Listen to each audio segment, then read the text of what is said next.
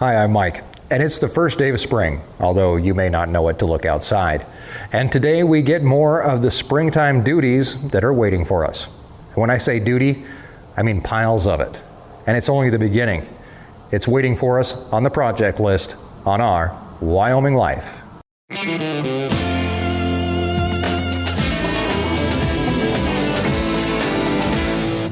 Welcome to our Wyoming Life. If you've been here before, thanks for coming back. And if you're new, be sure to hit the subscribe button and join us as we explore the ranch life and escape the ordinary. Today, we get a start on a job around here that needs done almost constantly: the removal of manure. We aren't going to be shoveling it or anything, not yet anyway. We'll be using the tractor today to start cleaning out the heifer corral. And we have to get going on it pretty quick because we actually have something that we don't have too many of around here, and that's in a limited amount of time that we can actually work on it today. More on that later though. Also today we are going to go out and check our new arrivals here on the ranch. Our newest calves, the twins, dubbed by Mackenzie as Thing 1 and Thing 2. She's been reading a lot of Dr. Seuss lately, and I'll give you one guess on what her favorite book is. We're also going to take a look at the heifers up to this point and our surprise calf out in the field. In addition, it's leg day for the Peacock today, and we're going to head down to the basement of the shop and put his prosthetic leg back on him after making a minor adjustment to it. But as I said, the clock is ticking on our big project for today, cleaning out the heifer corral, and we're going to need to get to it. Today, we're going to use the John Deere 6410 tractor. It's currently equipped with a front end loader and a box blade scraper on the back.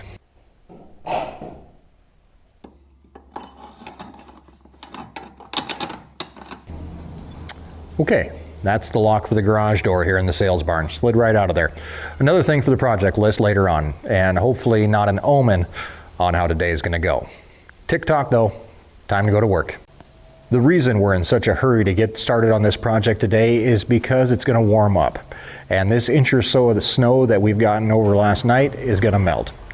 The water is going to make our corral soggy, and driving in there with the tractor isn't such a good idea when we don't want to tear up the dirt any more than we have to. So we're going to try to get as much of this done as we can this morning. Once it gets too wet, however, we're going to quit. But for now, the ground is still pretty solid, and we can get right to it.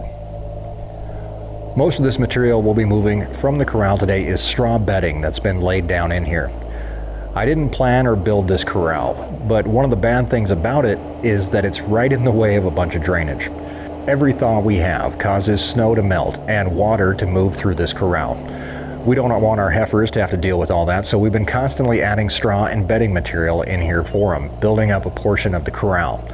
Now it's time to get it all out. As they start to have their calves, any material that can hold bacteria or even soak up excess water isn't good for them. Their moms will bed them down in this stuff, but in all reality, I'd rather have them on clean, dry material. Getting this out of here is the first step. The heifers and their calves have been moved to our lower corral, a clean alternative to this one for right now, and that gives us the space to move around and get this one cleaned out. There's not much to it. Using the tractor, we scoop and dump all the wet straw into piles.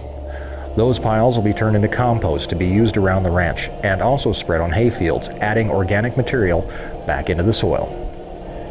Each scoop of this bucket holds about 3.5 yards of material, but what really matters here is the weight. Each full load of this wet, heavy stuff can weigh up to a ton, and moving it is careful work. Any big bounces or jarring movements could actually break the loader, so slow is the tempo. Not the best thing to hear when you're trying to beat the clock. As each load is moved, we find plenty of frozen junk underneath it, but that's okay. Getting the straw and the manure off the top will help it melt. This will become my morning ritual for the next couple of days, as we are expecting temperatures below freezing at night and up into the 40s during the day for the next 3 or 4 days. Eventually, though, the weather catches up to us. I'm never going to complain about sunshine, but there are days when I feel backwards, wishing it would stay cooler just a little bit longer. It's time to give up before we cause more damage to the ground that we'll just end up having to repair anyway. And it's time to head back and park this thing and move on to our next project. Our newest set of calves are the twins, Thing 1 and Thing 2. They were born about 5 days ago, and I'm happy to say things are going well. They've been with their mom this whole time, and she's been able to take care of both of them.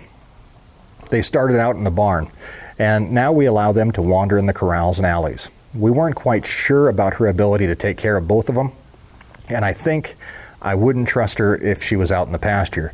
But here in the corral, where she can't wander off too far from them, everything seems fine. Keeping them both with her in the corral saves us money on milk replacer for them that we would have to purchase. Not far from them are the heifers and their calves, still sitting at 3, the oldest one now 16 days old. All of them are healthy and happy and full of spit and vinegar. Out in the pasture, we have our last calf of this season so far. Her and her mom are both doing great. 6 calves so far out of 160 some we're expecting.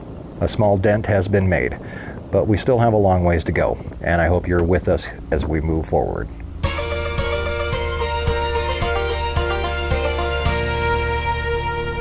The last thing for our list today is to get the Peacock's leg back on him.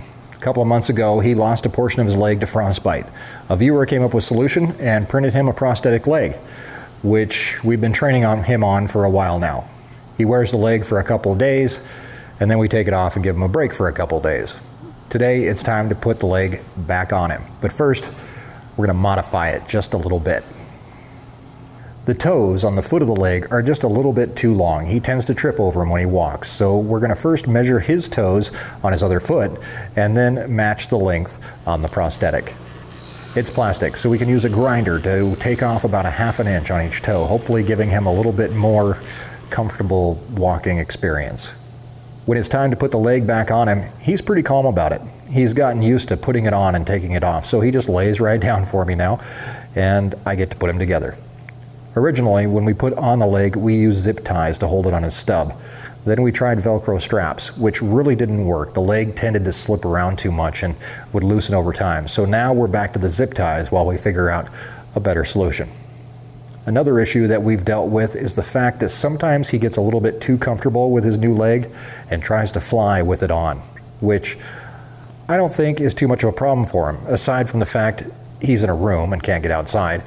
Landing seems to be the hardest part with a fake leg, and he tends to wipe out with each landing.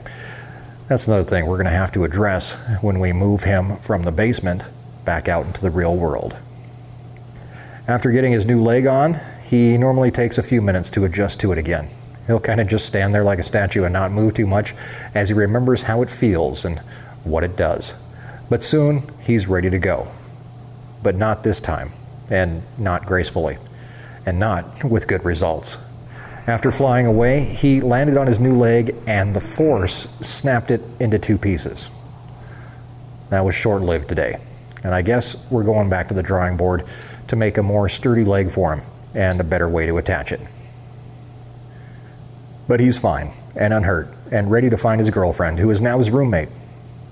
We might have to perform a little marriage ceremony sometime.